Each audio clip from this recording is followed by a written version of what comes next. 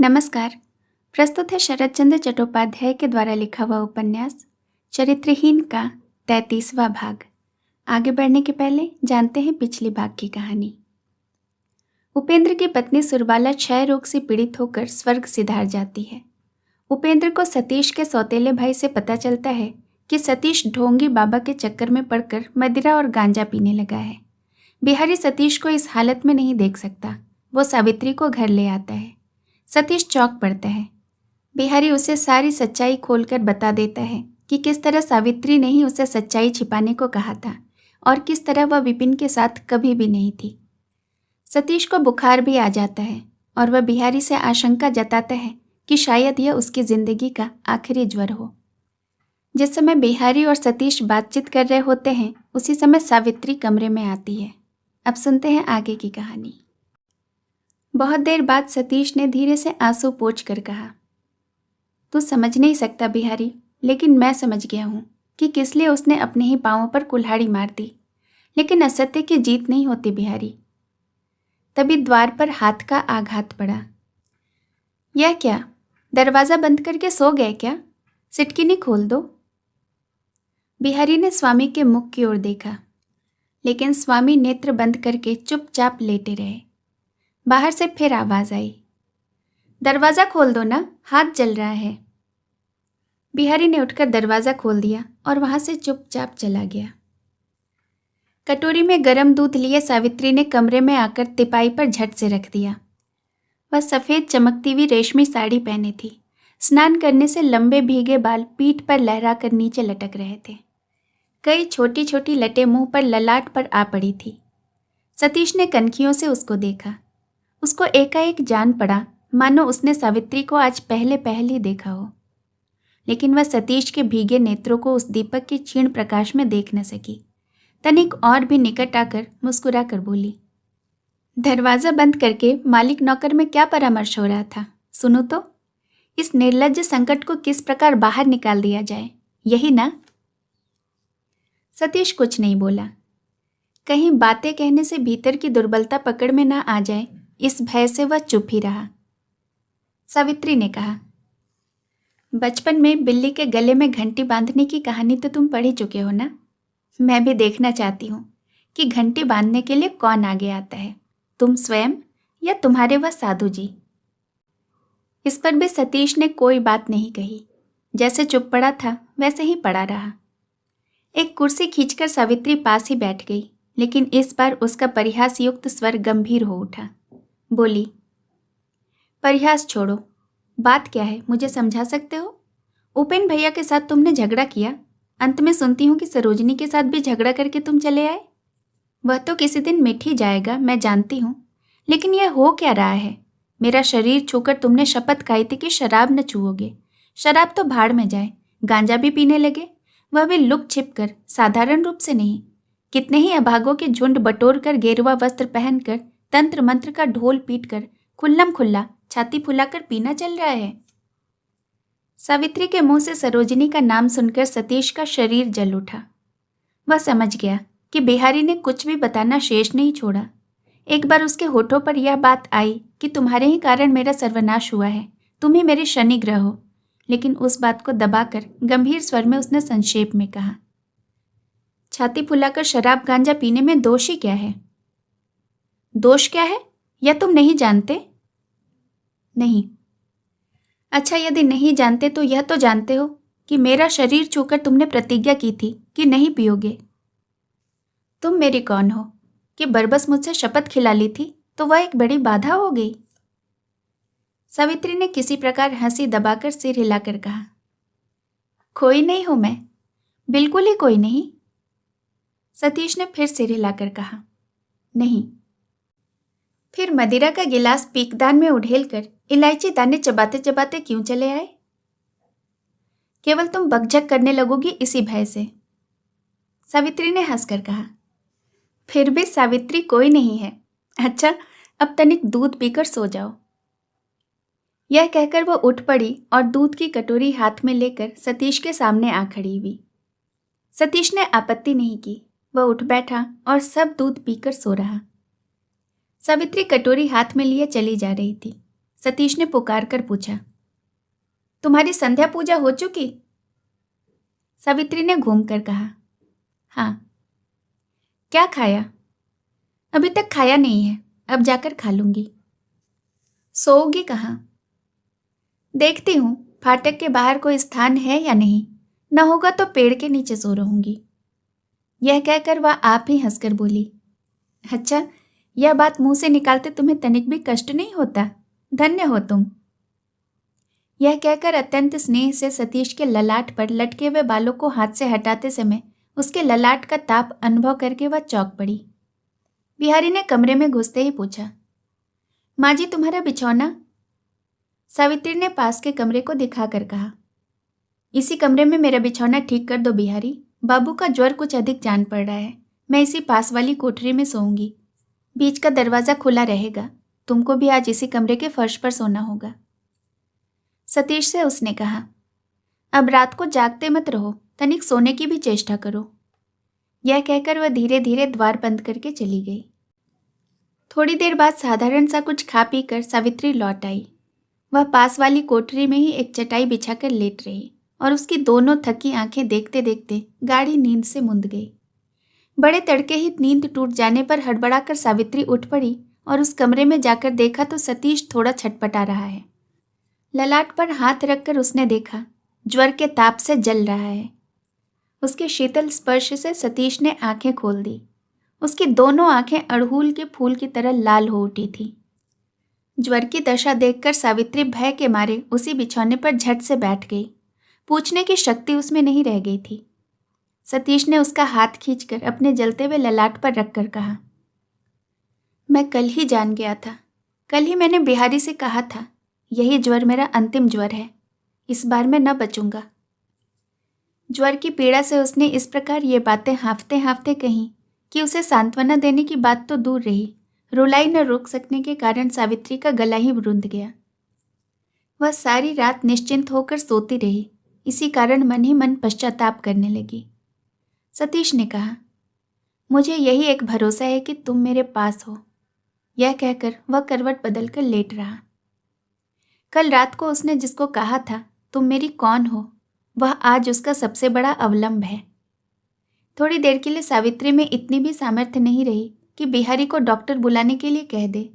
केवल सतीश की बाह पर हाथ रखकर वह पत्थर की मूर्ति की तरह बैठी ही रह गई। थोड़ी देर बाद सतीश ने फिर करवट बदली। फिर सावित्री का हाथ खींचकर अपनी छाती पर रखकर बोला, मैंने भी तो कुछ डॉक्टरी पढ़ी है। मैं निश्चित जानता हूँ कि उस समय तक मुझे यह ज्ञान न रहेगा, लेकिन अभी मुझे खूब होश है। लेकिन इतना ज्ञान मुझे फिर न हो जाए तो उपेन भैया से कहना, उस दराज में मेरा वसीयतनामा है। मैं जानता हूँ कि वह मेरा मुंह न देखेंगे, लेकिन यह भी जानता हूँ कि मेरी मृत्यु के बाद वह मेरी अंतिम इच्छा का अपमान भी न करेंगे।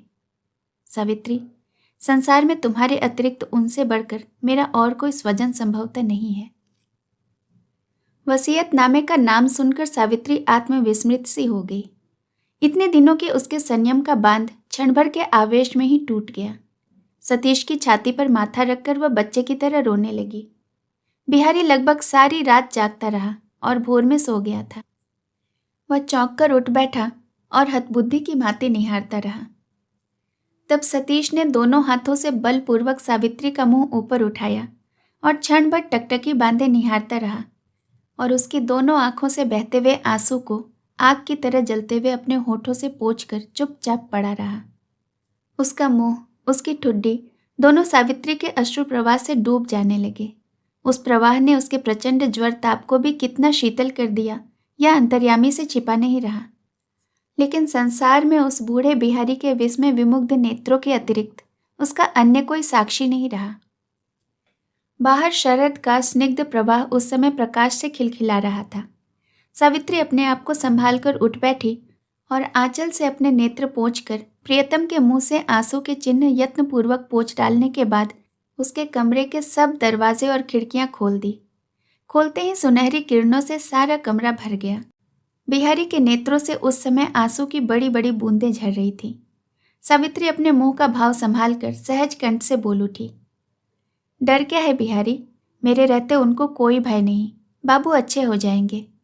मैं बाबू के कपड़े बदल कर बिछौना बदल दूं, तब तक तुम डॉक्टर को बुला लाओ। यह कहकर वह फिर लौट गई। डिस्पेंसरी के डॉक्टर साहब आकर भली प्रकार सतीश का जांच करके मुंह बिगाड़ कर बोले, यह तो निमोनिया का लक्षण देख रहा है, डर नहीं है, रोग अभी तक बढ़ा नहीं है। सांत्वना देकर डॉक्टर साहब अपने हाथों से दवा तैयार करने के लिए नीचे चले गए।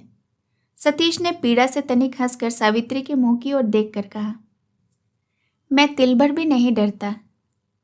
यह कहकर तकिए के नीचे से चाबियों का गुच्छा निकालकर दिखाकर उसने कहा, इसे पहचान सकती हो सावित्री? अपनी इच्छा से किसी दिन जिसे तुमने आंचल में बांधा था, आज मैं ही तुम्हारे आंचल में बांधे देता हूँ। यह कहकर सावित्री के आंसू से भीगे आंचल को खींचकर धीरे धीरे चाबियों का गुच्छा उसने बांध दिया। फिर सांस लेकर करवट बदलकर वह लेट रहा। सावित्री पर बिहारी का दृढ़ विश्वास था। उससे सांत्वना पाकर पहले वह प्रफुल्लित हो उठा, लेकिन वह तो कोई उसका लड़का था नहीं। कुछ दिनों बाद सावित्री का मुख देखकर मन ही मन वह डर गया।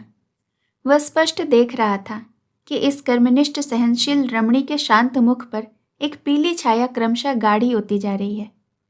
8-10 दिनों के बाद एक दिन संध्या को सावित्री को एकांत में पाकर उसने स्वाभाविक कंठ से पूछा, माँ जी, इस बूढ़े को भुलावे में डालकर क्या होगा? तुम्हारा वह कोमल हृदय जो कुछ सह लेगा, उसको क्या यह बूढ़ी हड्डियां नहीं सह पाएंगी? इससे तो अच्छा यही होता कि सब बातें मुझे खोल कर कह दो। देखो मैं यदि कुछ उपाय कर सकूं। सावित्री ने स्थिर रहकर कहा, तुमको अभी तक मैंने बताया नहीं बिहारी, लेकिन तुम्हारे नाम से उपेन बाबू के पास आज सवेरे मैंने चिट्ठी लिख दी है। 2 दिन प्रतीक्षा करके देखती हूँ। यदि वह ना आवे तो तुमको स्वयं एक बार उनके पास जाना होगा बिहारी। बिहारी ने उत्कंठित होकर कहा, मुझसे पूछे बिना यह काम तुमने क्यों किया माँ? क्यों बिहारी, क्या वह ना आवेंगे? बिहारी ने सिर हिलाकर धीरे से कहा, वह आ भी सकते हैं, लेकिन एक बार मुझे क्यों नहीं बता दिया माँ? क्यों बिहारी? बिहारी संकोच से चुप रह गया। बात कहना आवश्यक था, लेकिन वह अत्यंत अपमानजनक बात उसके मुंह से सहसा बाहर न निकल सकी। सावित्री ने कहा, इस समय उनका आना बहुत जरूरी है बिहारी। बिहारी ने बड़े कष्ट से संकोच दूर करके कहा, यह तो मैं जानता हूँ माँ, लेकिन तुम्हारे उनके पास न रहने से संसार के सब लोग यदि बाबू का बिछौना घेरे रहें तो भी उनको बचाया न जा सकेगा। इस बात पर तुम विचार क्यों नहीं करती माँ? सावित्री ने कहा, मैंने सोचा है बिहारी, मैं घर में जहाँ भी हो छिपकर अपना काम करती रहूंगी। उपेन बाबू के आए बिना काम न चल सकेगा। इस विपत्ति में भला बुरा क्या मैं नहीं समझती हूँ? नहीं बिहारी, उनको आने दो। बिहारी ने सिर हिलाते हुए कहा, उपेन बाबू की बात तो मैं नहीं जानता, लेकिन बाबू की बात जानता हूँ। मैं मूर्ख अवश्य हूँ, लेकिन इन 60 वर्षों से संसार तो देख रहा हूँ। कितने पुरुष तुमसे अधिक भली बुरी बात समझते हैं माँ? इसे जाने दो। तुम्हारे उनके पास से हट जाने से इस बाबू को अच्छा न कर सकूंगा, यह बात मैं तुम्हारे पांव छूकर शपथ खाकर कह सकता हूँ। ऐसा कार्य तुम न करो। तुम मेरे बाबू को छोड़कर कहीं न जाओ। यह बात बिहारी की अपेक्षा सावित्री कुछ कम जानती थी, ऐसी बात नहीं है, लेकिन वह मौन रही। उसको अपने पास न पाने पर सतीश की विकलता कितनी बढ़ जाएगी, इसे सतीश ही जाने।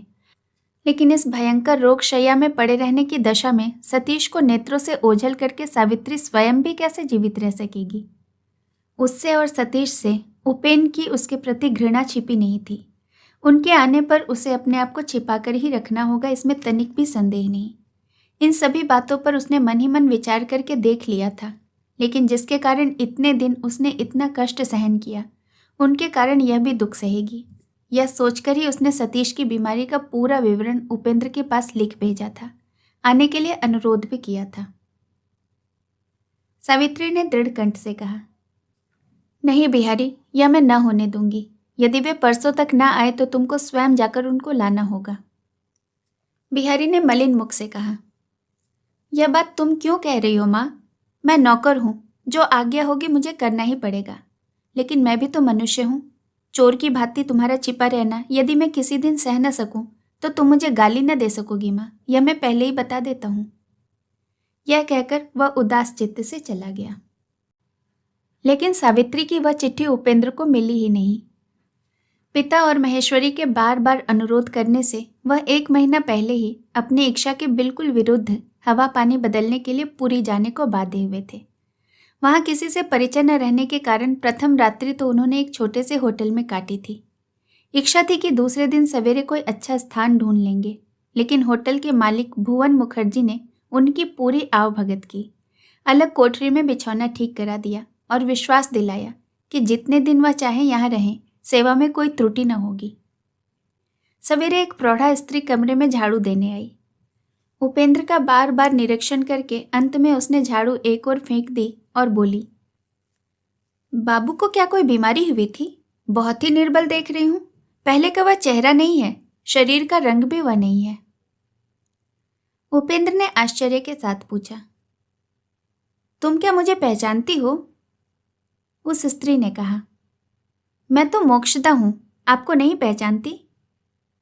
उपेंद्र को स्मरण आ गया कि वह स्त्री मोक्षदा जो बहुत दिन पहले सतीश के मकान में नौकरी करती थी। उन्होंने कहा, तुम यहाँ नौकरी करती हो? मोक्षदा ने लज्जित होकर कहा, नहीं, हाँ, एक तरह की नौकरी ही तो है। मुखर्जी ने कहा था कि अब कलकत्ता में क्यों रहना, चलो किसी तीर्थ स्थान में चलकर रहो, जो भी हो, एक होटल खोल कर। उपेंद्र ने बीच में ही रोककर कहा, होटल अच्छी तरह चल रहा है ना? उनकी विरक्ति मोक्षदा से छिपी न रही। उसने कहा, यूं ही चल रहा है बाबू, इस उम्र में नौकरी क्यों करनी होगी और मुखर्जी का आश्रय कैसे छोड़ देती। सच कहूं तो एक तरह से मैंने ही उस लड़की को पाला पोसा था। वह मुझे मौसी कहकर पुकारती थी। सच्ची मौसी की तरह मैंने उसे गोद में सदा रखा। इस बात को कौन नहीं जानता है। सावित्री ने कहा था, मौसी मुझसे यह सब ना होगा। यही सही, मैंने बाबू लोगों की मेस में नौकरी लगवा दी। वे लोग उसे नौकरानी नहीं समझते थे, घर की मालकिन की तरह मानते थे। न वह जाती और न मुझे यह सब करना पड़ता। लेकिन जो कुछ भी हो, हम लोगों के छोटे बाबू के कारण ही आज मुझे इतना दुख है। उपेंद्र ने उत्सुक होकर पूछा, छोटे बाबू कौन? सतीश? मोक्षदा ने सिर हिलाकर कहा, हाँ। छोकरी ने किस दृष्टि से छोटे बाबू को देखा कि उसके लिए उन्होंने अपना सर्वस्व त्याग दिया। और इतना ही नहीं, छोटे बाबू को उसने अपना शरीर छूने भी नहीं दिया। विपिन बाबू लखपति जमींदार हैं। मेरे डेरे पर दिन रात दौड़ धूप रोना धोना मचाकर पांवों के तलवे घिसते रहे।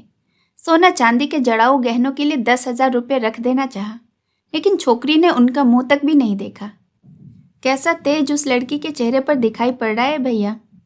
10,000 की माया को फेंक कर घर द्वार आवश्यक सामान वस्त्र सब छोड़कर एक साड़ी पहने चली गई और चेतला के किसी ब्राह्मण के घर में 6 महीने तक नौकरी करती रही।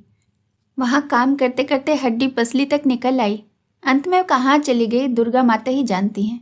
अभागिन मर गई या जीती है। यह कहकर मोक्षदा ने अपने पहले की स्मृति के आवेग से आंचल से आंखें पोंछ डाली। उपेंद्र मौन रहकर उसकी ओर निहारते रहे। मोक्षदा ने आंखें पोंछकर रोने के स्वर में पूछा, हाँ बाबू, छोटे बाबू अब कहाँ हैं? एक बार भेंट हो जाती तो उनसे पूछती, उसका कोई समाचार जानते हैं या नहीं। उपेंद्र ने मृदु स्वर से कहा, सतीश इस समय कहाँ है यह मैं भी नहीं जानता। सुना है अपने गांव के मकान पर है। अच्छा, सावित्री नाम की औरत कौन है मोक्षदा? मोक्षदा एक ही क्षण जल भुनकर बोली, कौन है? कुलीन ब्राह्मण की लड़की है बाबू। 9 वर्ष की उम्र में विधवा होकर उस घर में रहती थी। यही ब्याह कराऊंगा, राजरानी बनाऊंगा कहकर फुसला कर निकाल लाया। अंत में हांडी की तरह उसे फेंक कर भाग गया। मैं ही ऐसी हूं कि उसका मुंह देखती हूं, नहीं तो वह ब्राह्मण नहीं शूद्र है। शूद्र के हाथ का हम पानी पी सकते हैं, पर उसके हाथ का नहीं। उपेंद्र समझ न सके कि वह क्या कह रही है। पूछा, किसकी बात कह रही है मोक्षदा? मोक्षदा ने उद्दत भाव से कहा, मुंह जला भुवन मुखर्जी, नहीं तो दोनों लोकों में ऐसा कौन दूसरा चमार है। यही उसकी बड़ी बहन का पति, इसी का ऐसा काम। उपेंद्र ने अत्यंत आश्चर्य में पड़कर पूछा, जिनका यह होटल है वे ही? मोक्षदा ने कहा, हाँ बाबू, यही दरिद्र मनहूस आदमी। इसके बाद अनुपस्थित मुखर्जी को संबोधन कर वह कहने लगी, लेकिन तू उसका क्या कर सका? अपार सागर में तूने उसे डुबो दिया। इसके अतिरिक्त क्या किसी भी दिन उसका शरीर क्या तो छू सका? ले जाकर आज नहीं कल करके 1 महीना बिताकर जिस दिन तूने कहा कि ब्याह नहीं होगा उसी दिन मुंह पर लात मारकर उसने तुझे दूर कर दिया। नादान लड़की थी, बुद्धि कम थी, तो भी क्या फिर भी उसके घर की चौखट भी तू लांघ सका? वह तो कोई मोक्षदा नहीं थी कि 2-4 प्रेम की बातें कहकर भुलावे में डाल देता। 10,000 रुपये के जड़ाऊं गहनों को तो लात मारकर चली गई। उपेंद्र बड़ी देर तक मौन रहकर बोले, अपने मुखर्जी को एक बार बुला सकती हो? 2 बातें उनसे पूछूंगा। मोक्षदा ने कहा, बाजार गया है। फिर ठहर कर बोली, बीच में एक दिन रास्ते में चक्रवर्ती महाराज से भेंट हो गई। वह रोता था और कहता था कि उस मेरी प्यारी बेटी को सभी प्यार करते थे। जैसा रूप था वैसा ही गुण था, वैसे ही दया माया भी उसमें थी। उपेंद्र ने पूछा, चक्रवर्ती महाराज कौन है? मोक्षदा ने कहा, वह बाबू लोगों के डेरे पर रसोई बनाते थे, सभी बातें जानते थे। बिहारी के मुंह से सुनकर सब बातें उन्होंने मुझसे कही। चेतला के एक ब्राह्मण के घर में काम करते समय बीमार पड़कर उसने छुट्टी मांगी। बाबू, क्या सभी ब्राह्मण ऐसे निष्ठुर होते हैं? उसने कहा, तुम्हारी दवा के 7 रुपये खर्च हुए, तुम देकर जाओ। उन रुपये को चुकाने के लिए सावित्री पैदल ही सतीश बाबू के डेरे पर गई। छोटे बाबू का स्वभाव खूब ऊंचा है। रुपया पैसा मांगने पर वह जितना ही क्यों न हो, वह कभी नहीं तो नहीं कहते। लेकिन उनका भाग्य ऐसा ही फूटा था कि उसी रात को कोई उनका एक मुंहजला मित्र अपने परिवार के साथ आ गया। दिन भर के स्नान करके मेरी बेटी जो ही घर में गई त्यों ही वे लोग आ पहुंचे। इष्ट मित्र आ गए थे तो रात भर रह जाते, सो नहीं। क्रोध करके अपनी स्त्री का हाथ पकड़कर वापस चले गए। बाबू तो स्तंभित हो गए, लेकिन मेरी सावित्री बड़ी अभिमानिनी लड़की है। क्या वह यह अपमान सह सकती थी? पानी तक न पिया। जो चली गई तो फिर उसकी कोई खबर ही नहीं मिली। उपेंद्र स्तब्ध होकर बैठे रहे। उस रात का निष्ठुर इतिहास नेत्रों के आगे स्पष्ट हो उठा और बार बार यही ध्यान आने लगा कि मोक्षदा की कही यदि आधी बात भी सच हो, जिनके नाम से वह घृणा करते हैं, वह कैसी अद्भुत नारी है। मोक्षदा अपने काम पर चली गई, लेकिन उपेंद्र वहीं चुपचाप गूंगे की तरह बैठे रहे। 6 महीने पहले वह यह सब बात सुनते भी नहीं थे। जो असत्य है, जो मिथ्या है, लेश मात्र भी कलंक के पाप से कलुषित है, वह सर्वदा ही उनके लिए विश्वत त्याज्य है। सतीश को वह छोड़ चुके हैं। मोक्षदा की बातों से उनकी आंखों की पलकें भारी हो गई और दृष्टि धुंधली हो गई। उनका संगमरमर सा शुभ्र हृदय पत्थर की तरह कठोर था। फिर क्यों आज एक अज्ञात नारी की कलंकित प्रणय वेदना की कथा सुनकर उस निष्कलंक शुभ्रता पर छाया आ पड़ी? इस पर विचार करके देखने से ज्ञात हो जाता है कि यह दुर्बलता उसी पत्थर के बीच दबी हुई थी। केवल सुरबाला जब उनकी आधी शक्ति हरण करके चली गई, तब सुयोग पाकर ही ये सब विशाल झरने की भांति उस पत्थर सदृश छाती को भेद कर निकल आए हैं। सुरबाला उनको कितना शक्तिहीन बना गई है, यह बात जान लेने पर उपेंद्र आज भयभीत हो जाते हैं। लेकिन उस ओर उनका लक्ष्य नहीं था। वह केवल शून्य दृष्टि से सामने की ओर निहारते हुए बैठे रहे और किसी अनजान सावित्री के प्रेम का इतिहास, उनकी सुरबाला की उस अनिर्वाचनीय करुणा दोनों आंखों की भांति उनकी आंखों में आंखें रखकर स्थिर हो गया। उनको चेत हुआ भुवन मुखर्जी का कंठ स्वर सुनकर। उसने आहट देखकर कमरे में घुसकर कहा, बाबू, आपने मुझे बुलाया था? उपेंद्र ने कहा, बैठो। तुम सावित्री को जानते हो? मुखर्जी ने सिर झुकाकर कहा, हाँ, जानता हूं। उसके संबंध में तुम जो कुछ जानते हो मुझे बता सकते हो? जी हाँ, बता सकता हूं। यह कहकर इस निर्लज्ज मनुष्य ने अपने गंभीर अपराध का एक एक इतिहास बता दिया। अंत में बोला, मैं भी भले आदमी का लड़का हूँ बाबू, लेकिन यदि पहले मैं उसे पहचान सकता तो इस मार्ग पर कदम रखकर रसोईदार ब्राह्मण का काम करके दिन न बिताने पड़ते। केवल मेरी यही धारणा है कि उसके शरीर में प्राण रहते कोई भी उसका कुछ बिगाड़ नहीं सकेगा। उपेंद्र ने पूछा, उसके प्रति तुम्हारी क्या धारणा है? मुखर्जी ने कहा, मैं भी यह कह सकता हूँ कि वह भ्रष्ट नहीं हुई है। उसको विदा करके उपेंद्र पूर्ववत निर्जीव मूर्ति की भांति बैठे रहे। केवल उनका मन लगातार यह कहकर उन्हें कोसने लगा, तुमने अच्छा नहीं किया उपेंद्र, अच्छा नहीं किया। निरुपाय नारी इतने बड़े प्रलोभनों को अनायास ही जीत कर चली जा सकती है, उसका अपमान करने का तुम्हें अधिकार नहीं था। उसी दिन अपराह्न में उपेंद्र भुवन मुखर्जी के यहाँ चले गए, लेकिन किसी प्रकार भी समुद्र की जलवायु उन्हें खड़ा न कर सकी।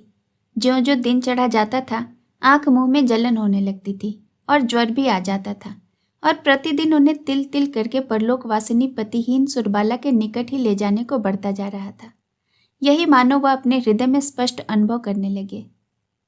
इस प्रकार समुद्र तट के इस निर्जन स्थान में उनकी इस लोक की अवधि जब प्रतिदिन समाप्त होने लगी, तब एक दिन प्रातः की डाक से बिहारी की चिट्ठी घर के पते से पुनः भेजे जाने पर उपेंद्र के हाथ में आ पहुंची, जिसका स्मरण आते ही उनकी छाती में सुई चुभ जाने की भांति पीड़ा होने लगती थी।